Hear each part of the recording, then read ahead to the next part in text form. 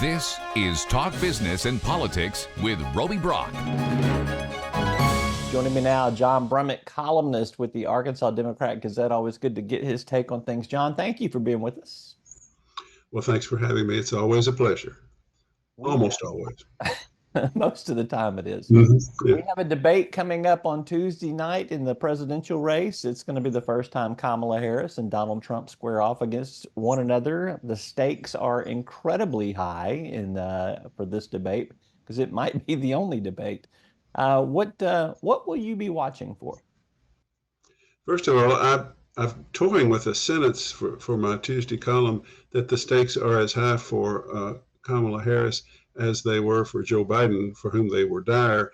I'm thinking about that is a remarkable thing, because that was a debate that cost a president his nomination for re-election. Never seen such dire political consequences. And I think I'm going to pull back on that, but that I'm even thinking about it is interesting. It's all about, I'm watching Kamala Harris. This is all about her. Donald Trump, you know what you're going to get. He's going to try to bully. He's going to say wild, outlandish things. He's going to know how to market to his base. There's no way he can lose in his base for a bullish performance. There's no way he can gain, really, except if she falters. Remember, he burst into a lead, not from himself. He was stuck where he was. But when Biden was so inept and frightened people, and so obviously not up to the job, at least of debating him, that's when he burst into a mildly significant lead. He has a safe floor. His ceiling is not of his own making, it's of her making. If he needs her to blunder, he needs her to not measure up, he needs her to make some mistake that causes these swing voters in battleground states to go, she scares me. Maybe as much as he does, maybe more than he does. At least we got through 4 years with him. Whatever people were thinking when swing voters started going for him in battleground states before. So it's all about her. Plus, she's raised the stakes for herself. I mean, she wants the microphones on so she can have live, spontaneous interchanges with Trump. Biden didn't want the microphones on because they confused Biden or distracted him or something. And when he tried to give his answers, she's saying, "I'm different. Let's fight. Let's go. Let's tangle." And so she's raised stakes for herself. She has that prosecutorial style and that prosecutorial history. She was expected to make mincemeat of Mike Pence 4 years ago.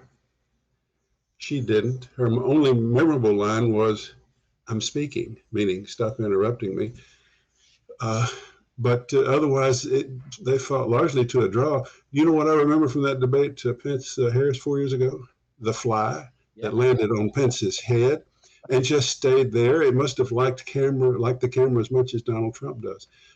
So it's always the Democrats who have the drama. It's always the Democrats on the line, partly because the Republicans have a known entity that can't get any worse, can't get any more ridiculous. And that's not even a factor for him. He's going to have what he's going to have. Can she get what she needs to have? And Wednesday morning, will she still have this momentum or will she not? That's the question, and it is a question for the ages for America's future, I think.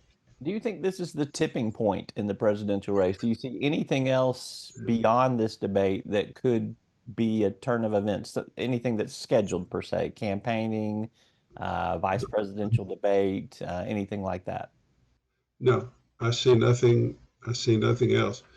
I just don't. Now, that is to say, the really big things we didn't necessarily see.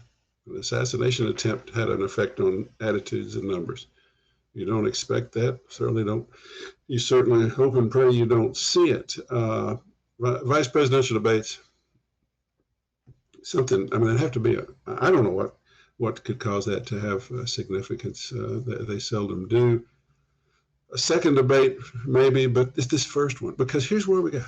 Ever since Harris ever since Biden got out and Harris was the de facto nominee, she has ridden momentum.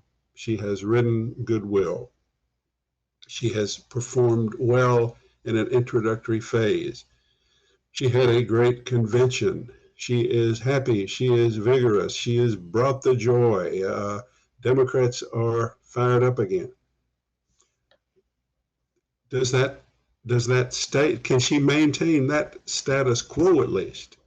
And she's essentially signaled, "I'm ready. I can. I will. Bring him on. Turn his microphone on, and let me go at him." So she's raised her own expectations. And once again, all my liberal Democratic friends are going to approach a debate with worry and trepidation, while Trump supporters have the confidence that nothing he does is going to hurt him that much. So, but your question, I don't see anything coming, because in the current environment, what really matters is things that blindside us. Yeah. Well, and obviously it just comes down to how that debate maybe affects about 3 to 5, maybe 7 swing states. And maybe 3 to 5% of the voters in those 3 to 5 to 7 swing states. That's what it's all about. Yeah. All right. On another front, let's talk about something at the local level, the micro level here in Saline County. Last week, we see a viral video launches on social media of a fight at a Saline County Republican committee.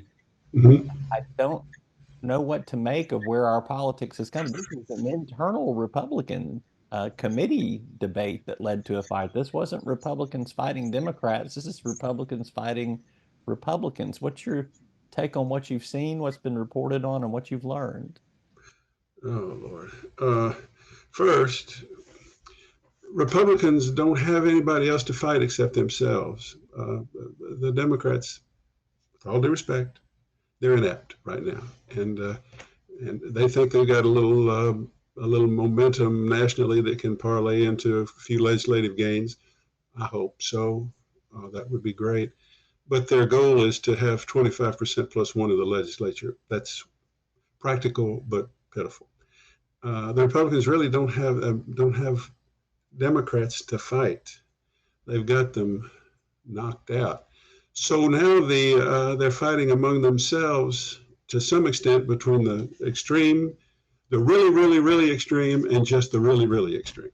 It's one really is different here. Really, really, really extreme versus the really, really, and it's happening in pockets everywhere. But Saline County, for some reason, and I remember doing a magazine piece for the Arkansas Times 25 years ago. The cover headline was "Out of Control in Saline County." I think we could just keep that around as a standing head for news from down that way. And they've got a really, really, really extreme group, which has taken over the county committee and has tried to take over the state convention. And you've got the local Republican officials now in Saline County wanting the state party to somehow invalidate the local party. And then we have these meetings, which are well attended, and it's Republicans in a culture of fighting. Remember, their whole national convention, was about Hulk Hogan and the guy from World Wrestling Federation, cage fighting and kickboxing and being men again. Testosterone again for America. That was sort of their theme. And this is an extreme manifestation of it.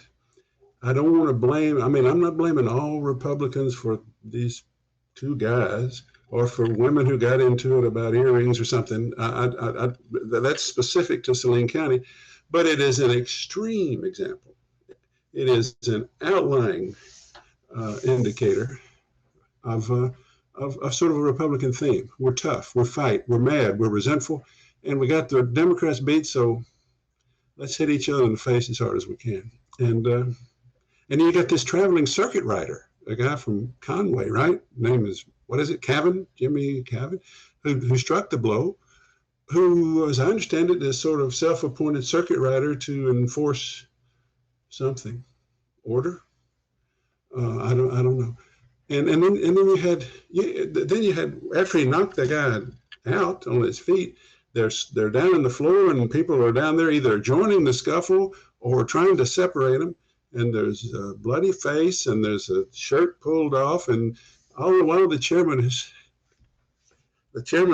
is trying to call for a motion to adjourn. It was slapstick comedy, and I don't quite call it tragedy for politics. It's just because it's isolated, and Saline County has been out of control already. But what a spectacle!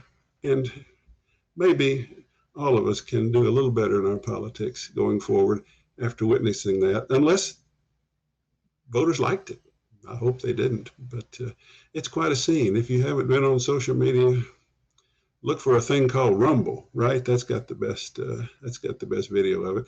And just watch Saline County Republican politics right there, with a lot of screaming and carrying on and hair pulling and contention. They're just mad. They're just mad. And if they have to take it out on each other, then so be it. Seems to me. Well, it reminiscent of the days when Democrats were in charge. I don't remember any fights per se, but I do remember them taking things out on each other quite a bit. But well, sure, you got to have somebody to fight. Yeah. I've heard the Republicans are saying, I guess Democrats are not to be blamed for burning down buildings and rioting in the street. Well, they're not doing it at their committee meetings. And they're only sometimes being mildly sympathetic to the causes, such as the Black Lives Matter after the George Floyd episode, which is somewhat different. Now, if the Democrats break from their Saline County Democratic Committee and start burning things down at their meeting, then you'll have a comparable situation. But that's not a real good tit for tat. It doesn't. The tit and the tat don't match up. There. Well, we've drifted from the presidential debate to Saline County Republican Party politics. I think you're wondering how much of a descent is that, and so precipitous. Even today, it's quite a precipitous descent. Yeah. All right, John Brummett, columnist with the Arkansas Democrat Gazette. Always appreciate you. Thank you. Take care, my friend. Bye-bye.